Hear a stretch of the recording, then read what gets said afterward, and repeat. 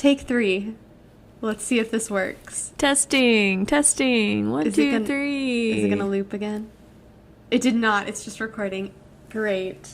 All Hi, right. everyone. What you just missed is I got a new MacBook, and so now I'm using like different software. I'm using GarageBand, and the first take there was a metronome going, so we almost did a spoken poetry Poetry episode. slam.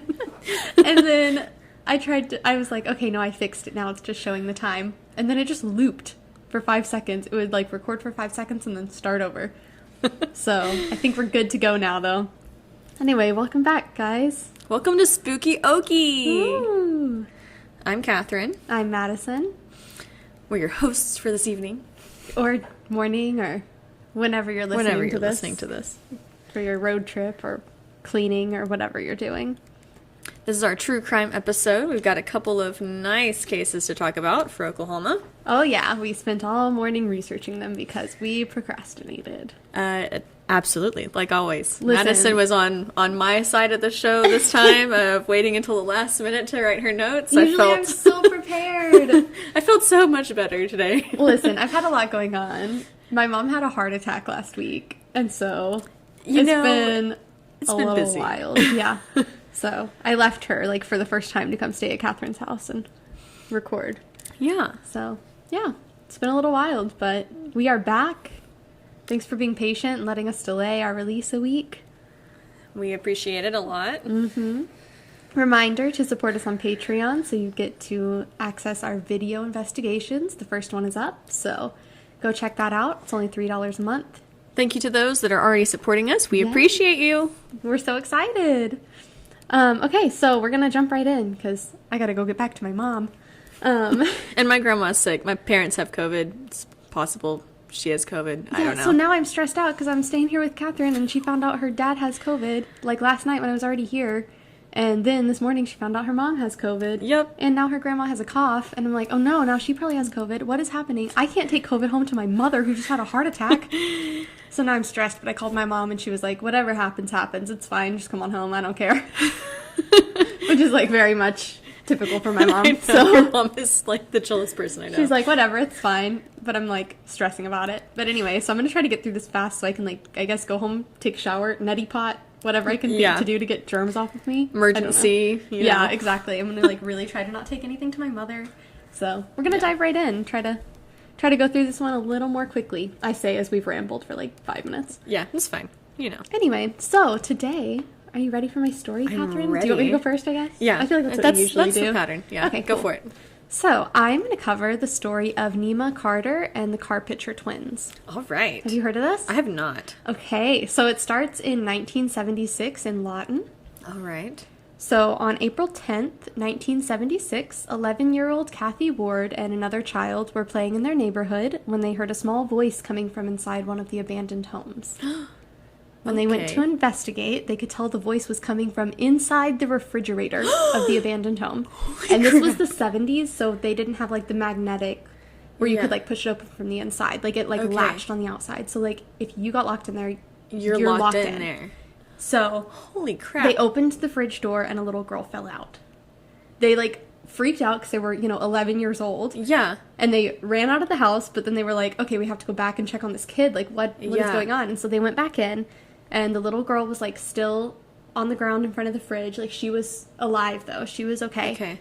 But then they noticed that there was another little girl still inside the fridge, and she was dead. Oh my gosh. Yeah. So it was soon discovered that the girls were twin 3-year-olds, Augustine, Tina, they called her Tina, and Mary Carpitcher. They had disappeared from their grandmother's home just 2 days before. So Augustine, or Tina, so we're going to call her Tina, had survived by, like, breathing through a little hole in the fridge. She had found a little hole and was, like, breathing through it, but her twin didn't make it. So, yeah. so And they were sad. 3. They were 3.5. So That's just so itty bitty tiny. babies. I know. So 2 days before, on April 8th, Tina and Mary's grandmother had left them in the living room of her home. And when she came back into the living room to check on them, they were nowhere to be found. Oh my gosh. They were just gone. She had just, set them up. They were watching a TV show, no big deal. Went to another room, came back to check, and they were just gone. Oh my gosh, that's so scary. Terrifying, right? Yeah. 3.5 years old. There was no sign of forced entry. It appeared that they had just left. They were just gone. Oh my gosh. Yeah, so Tina, the little girl that survived, told investigators that a girl named Jackie had come into the house and convinced the girls to follow her. Jackie led them to an abandoned house and told them to get in the fridge. She told them that their Aunt Thomasina was going to pick them up soon and take them to get ice cream. And then when they got into the fridge, she locked the door and latched it from the outside. Oh my gosh. Yeah. So, she told them this a little bit later. At first, all they knew was Jackie did it. Like, she just said Jackie did it. And so they knew it had to be, like, somebody that they already knew because they had left with her. Right. She knew their aunt's name. And, like, Tina knew her well enough to be like, Jackie did it. So, I mean, if you're, like, kidnapping kids, you're probably not going to be like, my name's Jackie. I'm going to lock you in a fridge now. Right. So, like, they already knew her name. Right. So this led investigators to 16-year-old Jackie Rubidoux. She lived in the same neighborhood as the girls and was a family friend. She was, like, friends with their aunt. Okay. She had also been in contact... 16? 16. Wow. Yeah. Okay. She had also been in contact with the girls within 24 hours of their abduction. And I had read some places that she would occasionally babysit them. Oh my gosh. Yeah. When they questioned her, she denied having any involvement. And since there wasn't any solid evidence other than a 3-year-old saying something, it just kind of hit a dead end. Like, they couldn't really pursue anything. They couldn't, that's not going to hold up in court. Yeah. She's way too young. So, yeah. Just kind of hit a dead end. That testimony, like, nobody's going to believe that. Exactly. With it being a 3-year-old. Exactly. Yeah. So, the other potential suspect was a 14-year-old boy named Jackie Burnett. He also lived in the neighborhood, and he lived almost directly beside the abandoned house that the girls were found in. But he didn't seem to have any connection to the girls. Like, the only connection was, like, the name is the same, and he's in the neighborhood. He also, like, willingly did a polygraph test and passed it, and since there, like, wasn't connection, wasn't any evidence he did anything wrong, they let him go. And, like, that's kind of the last I heard about him. So, like, totally out of it. Not him. But since there wasn't any solid evidence, and Tina was so young that her information was unreliable, charges were never filed. Oh, my gosh. Yeah. So then... About a year and a half later, on Halloween night of 1977, 19-month-old Nima Carter went missing from her crib. Oh my gosh. So another in the home. In the home. And then just gone. Just gone. Wow. So her parents, George and Rose Carter, reported that they had laid her down for bed that night. And she had started crying at some point during the night, but they decided to, like, let her cry it out. They thought she was just tired and she would fall back asleep. And then, you know... then they didn't hear the crying anymore. So they were like, okay, cool. She fell back asleep. But then the next morning, around 7 a.m., her mother, Rose, went into the bedroom to get her, but she was gone. Oh she my was gosh. not in her crib. That is horrifying. So there were no signs of forced entry, and her bedroom window was still locked, leading police to believe that someone had been hiding in the bedroom when Nima was put in her crib the night before. Oh my gosh. Terrifying, that's right? So scary. Ugh. Oh my gosh. Yeah, so there was, like, a large wardrobe in the bedroom, and police believed that someone may have hidden in there because it was, like, big enough to fit a person. I've also seen, though, that there was a back door that, it was, like, an exterior door that the lock was kind of messed up, and so it didn't always get locked. Okay. So someone could have walked in there. Like, that's scary enough, but the thought of somebody being in there when you're putting your child down to sleep is somehow much worse. Oh, it's awful. And then, like... they always felt guilty because they were like, we let her cry it out. Like, what if we had just gone to get her? What if we had, like, brought her to sleep with us? What if we had gone up there and seen that somebody was there? Like... oh, but you can't play the what if game. Like, exactly. You were doing what you thought was best as a parent. Like, you can't like, it blame happens yourself. sometimes, especially at that age, they're not, like, tiny baby. Like, they're toddler. They're going to fuss sometimes. Like, parents can tell if their kid's just, like, a little fussy and needs to just chill for a little bit. Like, they didn't do anything wrong, you know? So, that's just awful. Wow. But they always, like, were like, well, what if, you know? That's always so felt sad. guilty about it, I think. So, could have gone in the back door. But, like, you would have had to know the house really well to know that the back door had a broken lock. And you could get in through there. They also would have had to walk directly past the parents sleeping. And if they were already kind of half awake from the crying. That would have made that harder. Yeah, exactly. So, it's thought that, like, maybe they used that to escape. Okay. And only had to go past the parents once. Like, maybe they were hiding in the room already and then used that back door to get out. Because I also saw somewhere that, like, they found it a little bit open the next morning. Okay. And the back gate was open. So, like, they may have used that to leave. But I only saw that in, like, one video. I didn't see it in the articles. So, Okay. Not sure, but possibility. So, just because of all of these different things, they believed that it must have been somebody who knew Nima and who knew the house, had to have some connection already. So, they questioned both of the parents, of course, because, like, statistically, that's the most likely thing, is, like, parents had something to do with it. Right. But they, like, quickly found them free of any involvement. Like, they had nothing to do with it. They were just worried parents. So they had also been victims of 2 other crimes leading up to Nima's disappearance. So 2 months before, the family dog had been poisoned. And then a few days after that, Nima's father, George, returned home to find that the house had been vandalized. Oh my gosh. Yeah, so, like, it's unclear if there's any connection between, like, those crimes and Nima's disappearance, but it's just weird. That's a weird coincidence, if that's a coincidence. Exactly. Yeah. I mean, it is Lawton, so they had, like, a higher crime rate and that sort of thing, but, like, it's still strange. Yeah. So that was, like, one little detail that I saw that was like, interesting. Horrible people poisoning a poor dog. I know. So at this point, the Oklahoma State Bureau of Investigation got involved, and they sent over a dozen officers to help with the search.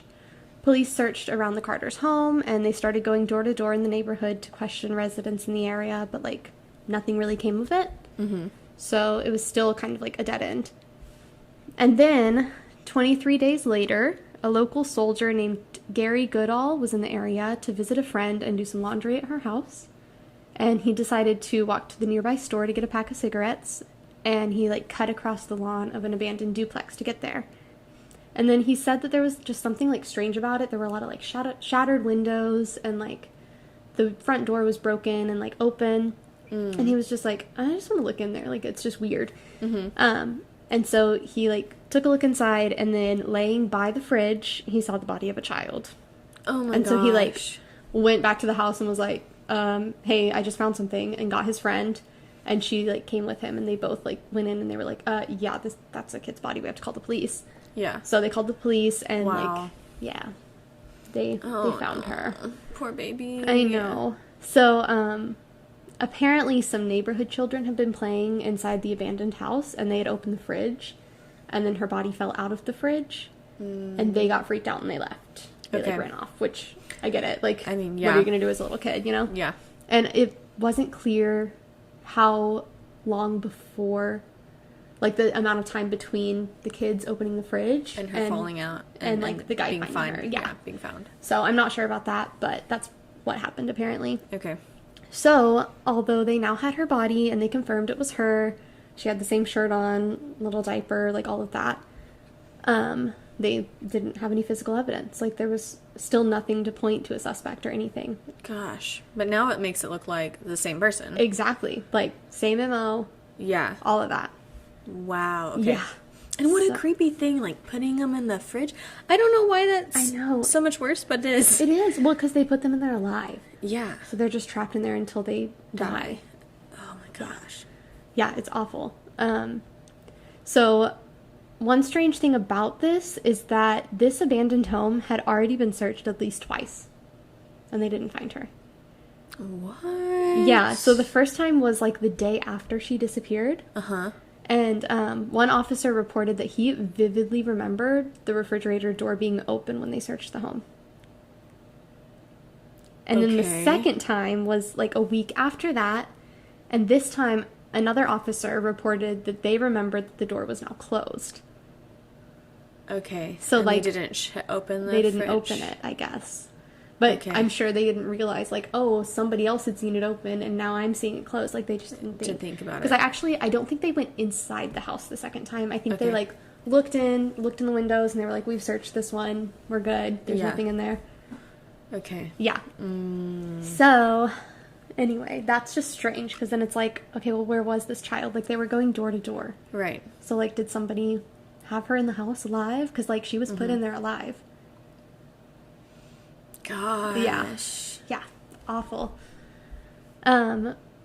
So she died of asphyxiation. She was put in there alive. It was definitely her. Gosh. But given all of the similarities between Nima's case and the Carpitcher Twins case, police wanted to speak to Jackie Rubidoux again. Yeah. Because Jackie also happened to be Nima's babysitter. Oh my gosh. Mm-hmm. So that was like the one thing they had in common. Was her. Yeah. She was at the center of both cases. And that's such a specific... Oh yeah. Had to be the same person. Yeah. Or a copycat, but like... I'm sure the same person, you know? Yeah, gotta be the same person. Yeah. So when police spoke to her, she denied having any involvement. She also had an alibi, and she told the police that she had been playing bingo on the night that Nima disappeared. Okay. So it's unclear whether or not they could actually, like, confirm this. But Nima went to bed between 10:30 and 11, and she was discovered missing at around 7 a.m. the next morning. And, like, I have never heard of an all-night bingo. An all-night bingo. So that leaves, like, that leaves a window, I think. I think so. I don't think that alibi quite holds up. Anyway, unless there is an all-night bingo that I've never heard of somewhere in Lawton, Oklahoma. The all-night bingo hall in Latin America. So, yeah, something fishy about that. Yeah. But they also reported that her behavior was pretty strange while she was being questioned. She stared at the floor most of the time. She seemed like she wanted to tell them something and she wouldn't. And then she, like, appeared to be very angry, and she even complained to police that other kids got to go play bingo and have fun, but she always got stuck babysitting.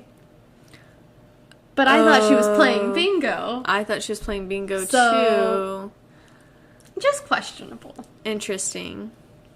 So, another thing that they pointed out that, like, I didn't put in my notes, because I was like, I don't think that's strange, was that, like, she wouldn't make eye contact with them. But she's Native American, and I don't know what tribe she is. I don't know what her culture is, so, like, that could absolutely be a cultural thing. So I was like, I'm not putting in there that in there as, like, a strange thing. Yeah, because I'm like, that's so just many a cultural tribes, difference. so many tribes, that's a way of showing respect to people is not by making eye contact. Yeah, exactly. So, it was just a little strange that she was angry about other kids getting to go play bingo. When her alibi was that she was playing bingo. So, like, why did she bring that up? Right. So, I don't know. It was just very questionable. But, while they, like, obviously still suspected her, they, again, had no physical evidence, and they had to let her walk again. Gosh. Yeah. Like, there was just nothing for them to go off of. Other than, like, we have a gut feeling it's you. Like, it has to be you. But, like... we don't have anything to tie you to the case. Can't prosecute on a gut feeling. Yeah. So, they had to just let her walk. But, a few months after Nima's body was found, a neighbor of the Carpitcher twins came forward and told police that she had seen Jackie taking the twins out of their home on the day that they disappeared. Okay. Yeah, she was, like, holding onto their wrists and, like, pulling them with her. At the time, the neighbor just thought that, like, the girls didn't want to go somewhere, and she had to make them go. Right. No big deal. Like, she had been seen around the house. She babysat them. No big deal. But then later on, she realized that they were kidnapped. Yeah. But she said that she took so long to come forward because she just didn't want to get involved. Okay. Which, like, I guess I get, but, like, if you know children have been kidnapped, please tell somebody. If you know something, say something. Exactly. I understand not wanting to get into other people's business, but, like, you That's have different. to. Yeah, like... exactly. So she said she just, like, didn't want to get involved. So it took, I mean, that was probably a solid 2 years after the one twin's death. So after that, they finally had a witness that was not, you know, a 3.5-year-old. Yeah. So Jackie was charged with first-degree murder of Mary Carpitcher, and she was found guilty in 1983. So it took a little while. They, like, charged her in 79. Okay. And then, it takes a while to, like, get to court. Through all of the hearings go to and trial. all that. Yeah. So she was actually found guilty in 1983. And so the surviving twin, Tina, was able to, like, be a witness and, like, testify in court and say what had happened. Gotcha. They tried to, like, kind of fight it. Like, the defense team was, like, trying to fight it, just being like, she's been coached, obviously. Like, she's not going to remember that stuff. But she said on the stand, she was like, I'm just saying what I remember. No one's told me what to say. I didn't memorize something to say. Right. And she was 10 by then. Mm-hmm. So she was, like, an age that, like, she can say what happened. Yeah. And so she did, and they found her guilty, and she was sentenced to life in prison. She was never charged with Nima's murder, though. Okay. And to this day, the death of Nima Carter is still considered unsolved. Wow. It's, like, pretty obvious that it's her, I think, but it's technically unsolved. And there was nothing that they could ever get DNA-wise to test? Oh, that's so sad. I know. They even went back and, like, tried to test the fridge and, like... Yeah. All of that, and, like, OSBI was involved. They tried to test things. Like, they just couldn't get anything. Wow. So, Jackie died in 2005 of cirrhosis of the liver while in prison at the Mabel Bassett Correctional Facility in McLeod, Oklahoma. Okay. Yep. Well. So, although no justice was ever served for Nima, her father stated, this is really sad, I'm going to read his quote to you. Okay. He said, "I don't need to know because the person who did this will ultimately have to answer to God. You know, I'll never forget the act, but I forgive the person. I really do, and that alone has set me free." Oh, wow. Yes.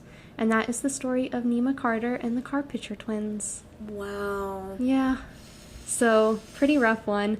I do want to say that all three girls were Native American. I'm not sure what tribe. They were all Native Americans. So, I want to give some statistics about, like, missing and murdered Indigenous women and children. Yeah.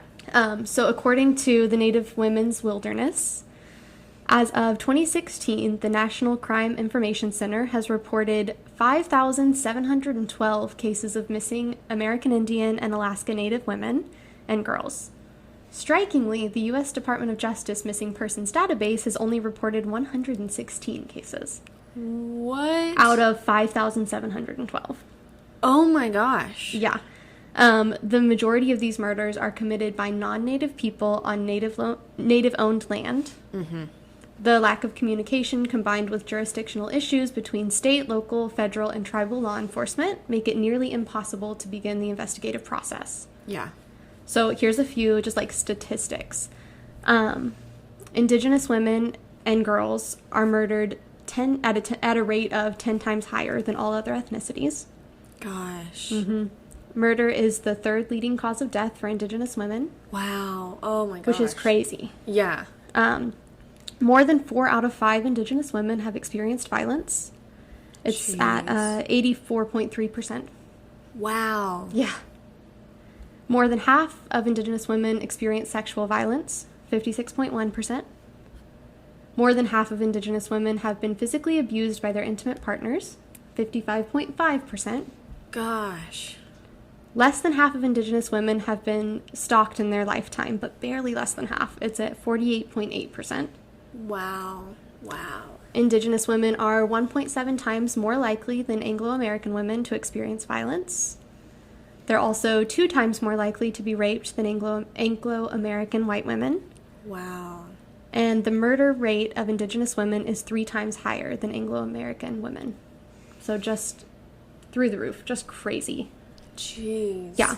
So I found a website that lists like ways to help fight the missing and murdered Indigenous women epidemic. Mm-hmm. So I'm going to link it in the description. Mm-hmm. It lists like educational resources, petitions and calls to action, places to donate, and Indigenous creators to support. So like definitely check that out.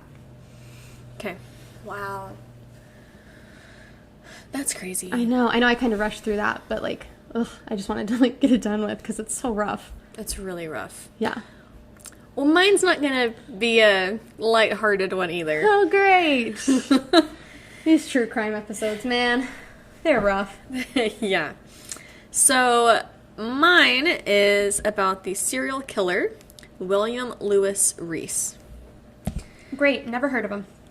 It does sound a little bit familiar. Maybe it's just because you texted it to me. Maybe so. I had never heard of him. And it was crazy because, I mean, he's, like, although most of his murders happened in Texas, mm-hmm.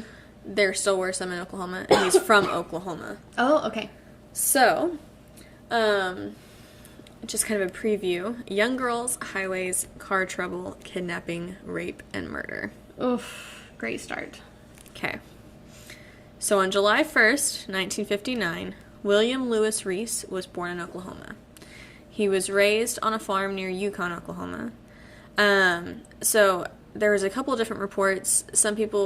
One person, one of his ex-wives, said that he went to a boys' home because of bad behavior. Okay. One article said he bounced around foster homes. But he ended up dropping out of school in the 9th grade. Okay. And began working as a farm laborer, shoeing horses. All right. When he was 19, he married Judy Fleming. They met in Anadarko, Oklahoma. According to Judy, his darling way of asking her out was while they were riding around town, he pulled into a parking lot and said, "If you don't go out with me, I'll put a gun to my head." That's super healthy. How charming. Yes. Love that. She said, "He was kidding. At least I thought he was then." Oh my goodness. I mean, I won't even start. Yeah. That's so manipulative. Like, run away. Giant red flag. Yeah. So she was pregnant when she married him, and so this is, well, he was 19, so 19 years after 59. So still during a time where, like, if a girl's pregnant, like, shotgun wedding, her own father did not want her to marry Reese. Oh, no. Another red flag. They're just all over the place. She's pregnant, out of wedlock, and her father does not want her to marry this guy. Whew. And Yikes. He must have been really bad. Yeah. I mean, obviously. He's the subject of a true crime story. But. Yeah. According to her, she said that he had to go to a boys' home when he was a teenager because of his bad behavior. Okay. But she said that he was a mama's boy and his mom would do anything for him. She even said, I think even if he kills someone, she would try to cover it up. I have a feeling that's going to come into play later. Possibly. Uh-huh. So soon after getting married, she realized that he could become violent. She ended up shocked. I know. Shocking after his, darling way of asking her out. So she divorced him. Later, not very, this all happened, I'm not sure exactly, when the dates of she divorced him, but then she got remarried to him. Oh my, why? You made it out. So charming, I guess. Yes. His darling way of asking. I wonder what he did to ask her to remarry him. Remarry him? I don't know. Anyways, I'm not going to make that joke. Anyways. Don't get sued. Yeah. They had a second child together. Okay. And then she divorced him again. Oh my goodness. So did it stick this time? Yes. Okay, good. So after getting divorced the second time in 1982, he became increasingly violent. She said, he broke into my house, beat me up, put a knife to my throat, threw me down, and put a shotgun to my head. Ooh. So I think those were separate times. I think that was just kind of like a summary of things that she did. But I mean, or that he did to her. Yeah. So on one occasion, he forced her and the children to go to a Thanksgiving dinner at a relative's house. So they're divorced at this point. Oh, okay. And while there, became angry with her. She said, he threw me down on the ground, got a shotgun, put it to my face. His mom stopped him, and if she hadn't, I don't know what he would have done. Oh, my goodness. Another time, at this point, the children were still younger than 2 years old. Reese drove them and Fleming, Judy Fleming, to the store, and while driving became angry. They were having an argument and became angry, and she said that he said, if you don't do such and such, I'm going to kill us all in the car.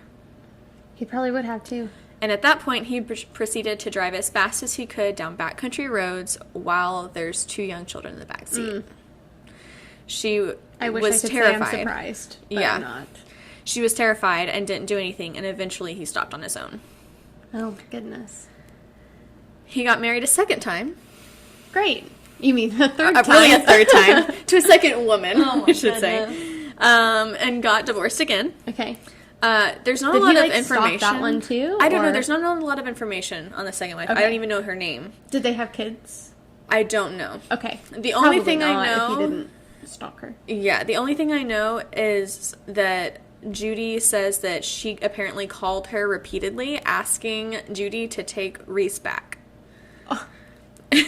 And she said... He's not a child. He can Right. be on his own. Right. Nobody needs to take him back. Right. She said she thought back to the time where he had beaten her so bad that half her face was black from bruises and declined to take him back. Well, good choice. Yeah, good choice. Yikes, run far away from that one. Yeah. I mean, I'm not blaming her for No, like being around no. because it's really dangerous to leave and things like that. Like, Right. I understand that. So, I'm sure she did like what she had to protect herself and the kids. Yeah.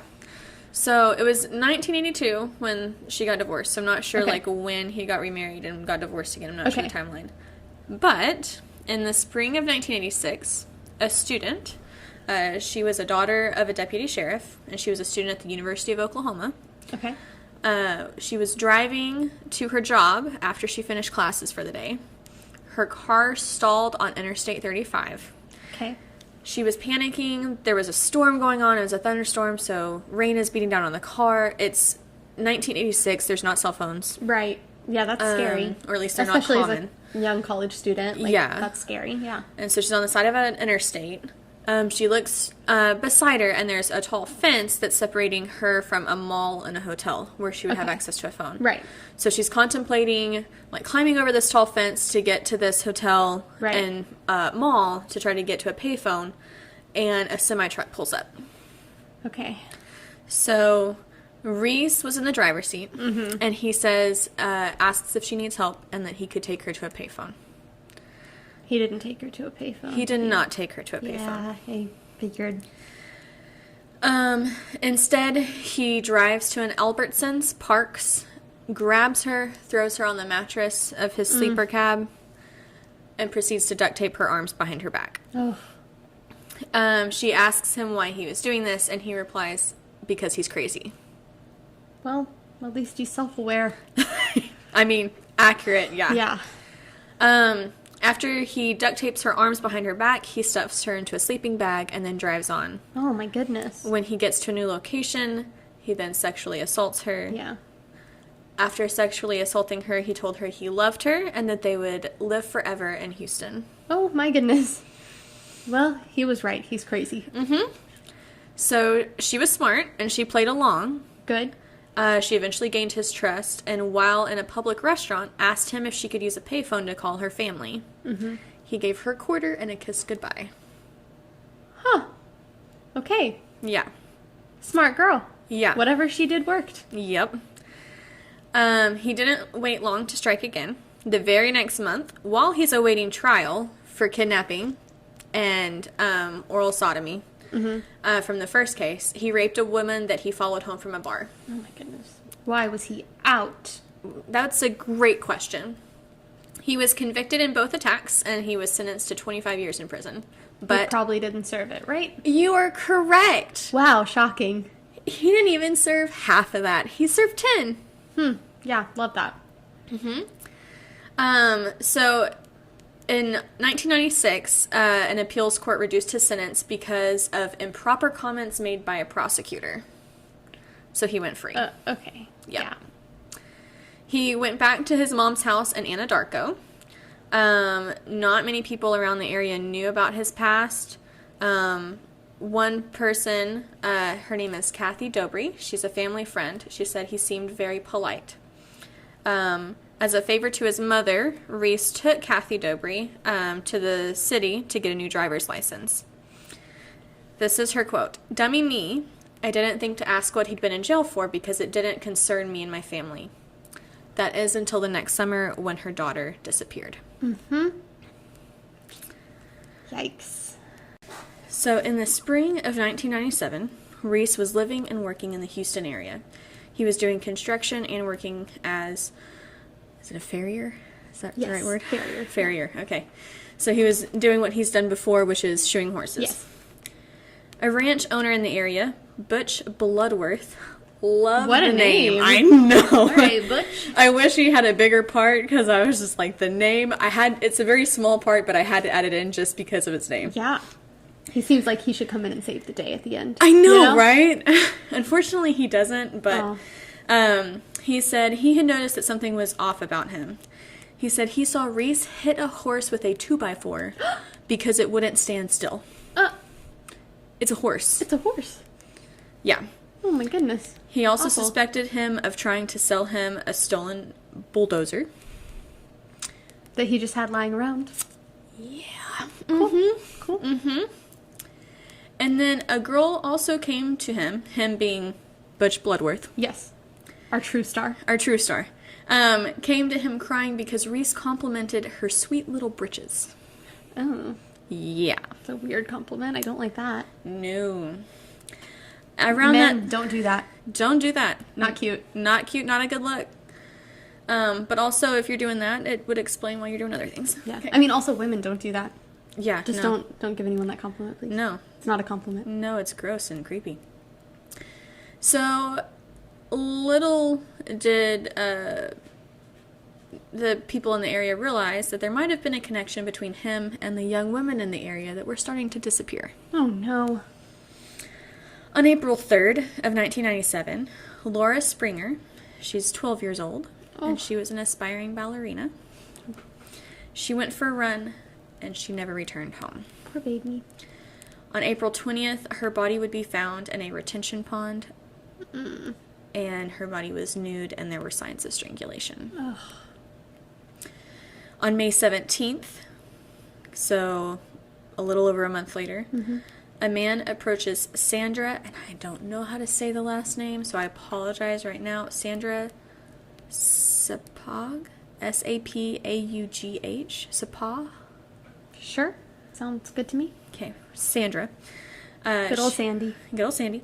She was 19. She was going to meet a friend at a restaurant, but she stopped at a convenience store in Webster, Texas to use a payphone because she had found that she had a flat tire. A man approached her under the guise of helping her, but then put a knife to her neck and pushed her inside a truck and ordered her to undress. Oh, my goodness.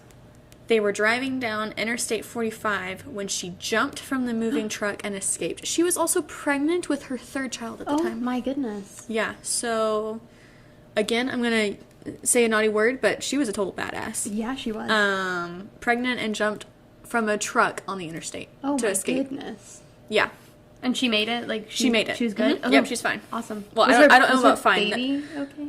Nothing mentioned anything about Okay, well, good. any injuries, which I mean, surely she's had to be injured from doing that, but think nothing so. mentioned anything else Okay. on that. So I don't know. Okay.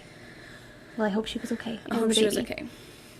July 15th of 1997, so about 2 months later, Kelly Ann Cox, a student at the University of North Texas, she disappears from Denton, Texas. She was on a class trip, taking a tour of a local jail for a criminology class. Oh. She had put a spare key under her car because she couldn't take anything with her inside the jail. Oh, no. And when she came back out, she couldn't get the key to work. And so she called her boyfriend to say that she had locked her keys in the car, and then nobody ever heard from her again. Yikes. And I think she had, like, walked to a convenience store to make that call. Okay. Okay. Then July 26th, so not even a month later. He's really ramping it up. And these are all in Texas so far, right? All in Texas so far. Okay. This next one is in Oklahoma. Okay. Tiffany Johnson was snatched from a car wash in Bethany, Oklahoma. Oh. She had planned to celebrate 3 months of marriage that night. Oh. So sad. And I believe she was also 19. I can't remember for sure. Oh, man. Authorities found her Dodge Neon at the car wash. Her mats were still hanging from clothespins. The girl was found dumped off a highway in some weeds. She'd been strangled and stripped of everything except a bathing suit top. Oh. And the medical examiner found semen on her body. Yeah. And Tiffany Johnston is the daughter of Kathy Dobry. Oh. Mm-hmm. Yikes. Mm-hmm. Small world. Mm-hmm. Then on August 17th, Jessica Kane, a Galveston area teenager, vanishes from I-45 while driving home from a theater cast party. Oh. Her car had also been abandoned and her wallet was still inside. Yeah. So a search party started for her. Hundreds of people volunteered, including the father of the missing 12-year-old. He also was helping in this search. A private investigator theorized that Kane might have seen amber lights flashing on Reese's truck and believed that she was being pulled over by a cop. So, 5 women in 5 months. Oh my goodness. And they still, like, had no idea They still weren't sure who it was at this point. Okay. But quickly were figuring it out. Okay, good. So not quick enough, but... Not quick enough, obviously, but fairly quick. So, like, during that time, Sandra, she had been kidnapped, but she hadn't...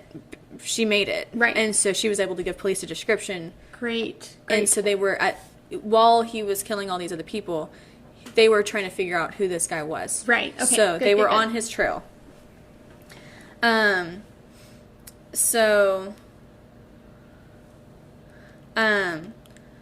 September 1st, 1997, Reese sat in jail for the allegations of the kidnapping. Okay. He was also at this point being rumored that he was the one he was rumored to be the one that had killed these girls. Okay, good. They're piecing it together. However, of course, he said the allegations against him were a crock, that he was not the kind of person that would kill, and that he could not wait to be exonerated so he could move to the mountains far away from the people ruining his life. Yes, it's everyone else's fault. I'm not a rapist, I'm just an old country boy. Literally, you're already a convicted rapist. Right. Like, you're literally a rapist. Yeah. So, Kathy Dobry was saying that, like, this is, like, a little ways, like, throughout the years. So she had planned the funeral for her daughter. She had asked Reese's mother to press, like, to iron a specific outfit for her daughter to be buried in. And for years after that, Dobry said that she found flowers and trinkets anonymously placed on her daughter's grave, and the gifts stopped after Reese's mother died in 2005. That's really sad. Yeah. She said, I really think that deep down she knew that Billy did it. Yeah. However, okay, so in 1998, okay, jumping back a little bit, 1998, Reese is convicted and sentenced to 60 years in prison for the kidnapping of Sandra. Okay. So he's in jail. Okay. In 2015, DNA evidence comes forward, and it connects Reese to the kidnapping, rape, and strangulation of Tiffany Johnston, so Kathy Dobry's daughter. So they begin to zero in on him as the possible suspect in the Texas cold cases. Yes. So, investigators end up coming to him in prison, and I'm not sure if they actually said this or if Reese just believed this, but he thinks that he might be able to escape the death penalty for these other cases if he goes ahead and confesses and leads them to the bodies, because some of these women, they hadn't found the bodies for. Right. So, while serving, in April 5th of 2016, he agrees to lead investigators to the remains of Kellyanne Cox and Jessica Kane, hoping to avoid the death penalty. Their names sound so familiar. I think I've read about them before. They were both found in a horse pasture off of Texas 288 and County Road 51. Okay. And I believe this is the area that's known as the Texas Killing Fields. Right. So lots of bodies have been found in this area. Right. Another serial killer has been convicted and there was a body of somebody that he had killed in this area. Okay. So, which also made these killings like even scarier to the public because the bodies were found in this area. Yeah. And then he later led investigators to the site where Kane's remains were, and it was in another horse pasture, but this one was near Houston Hobby Airport. Okay. He had apparently used a bulldozer. Think he stole it? Used a bulldozer to bury the remains in these areas. Okay. Yep. Yeah. I I bet Butch was real glad he didn't buy that bulldozer. murder bulldozer. Yeah. Yeah. On September 1st of 2016, so this is a few months after He's led them to the remains. Reese is indicted by a Galveston County grand jury for the deaths of 12-year-old Laura Smither and 17-year-old Jessica Kane. Okay. Jump forward to June 2nd, 2021. Whew. Very recent. Okay. Very recent. Reese is sentenced to death for the first-degree murder of Tiffany Johnston. Heck yeah. So during court, he had the opportunity to apologize to the family, and when he asked if he had anything else to say, he said no. So he didn't even apologize? Didn't even apologize. Great. The judge said, "There's an old saying in the law, justice delayed is justice denied. Justice will not be delayed any longer in this case. I sentence you to death." All right. Yeah. And, like, there was, like, a video, and she was, like, you could see the emotion that she was feeling. Like, she was like, "You're done. Yeah. You're done." And then in June 29th of 2022, Even more recent, he pled guilty in Galveston County to the murders of Jessica Kane and Laura Smither. Okay. And then he was taken to Brazoria County, I don't know if I said that right, to plead guilty to the murder of Kellyanne Cox. Okay. So he was The sentenced. one from North Texas, right? University of North Texas. Yes. Let me double check that. I'm pretty sure it was. I've heard her name before. Yes. So he ended up being sentenced to up to 99 years in prison and will be eligible for parole after 30 years, which he's in his 60s now. So he's most likely never getting out. Most likely never getting out. And I can't... But then he also has the death penalty for the other, so it Yeah. doesn't matter. Yeah. And so last I saw, they weren't sure if he was going to serve his time in Texas or Oklahoma. Okay. Do you know where he is now? Last I saw, he was still in Texas. Okay. But I didn't see for sure. So, and there could be, and they even said in a couple of reports, like, these are the ones that we know of. So There's very likely more. There's very likely more. Yeah.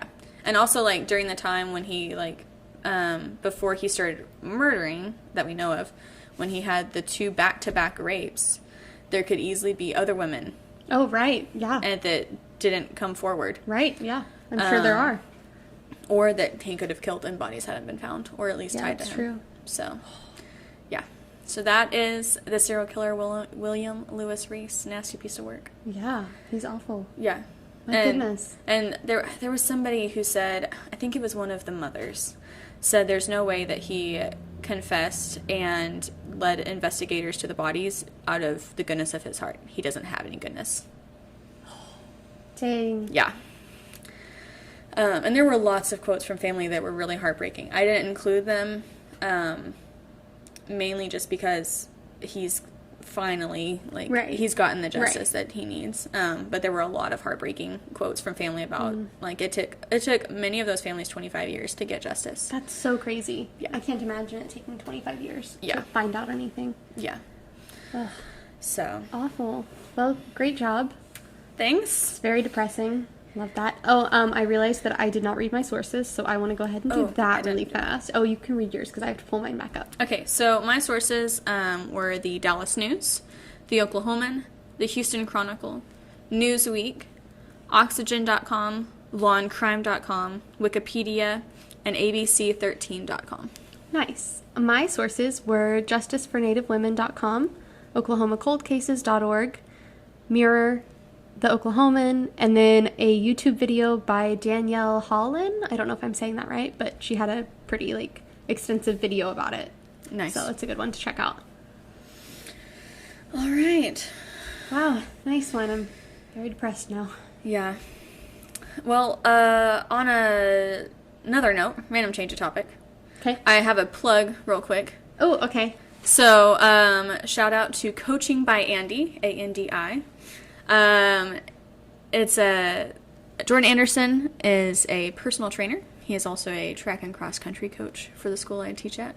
But if you go to coachingbyandy.com, he has his website set up so that you can sign up to get personal training by him. Nice. So, I am sore as we speak because of his workouts. So, Hey, that's That's good. That's Yes. what you want. I am also sore, but it's because I was painting a room like frantically yesterday trying to get it done. So I was like painting a whole bedroom by myself. Nice. But Standing yeah. on my tiptoes on a chair. And now my whole body hurts.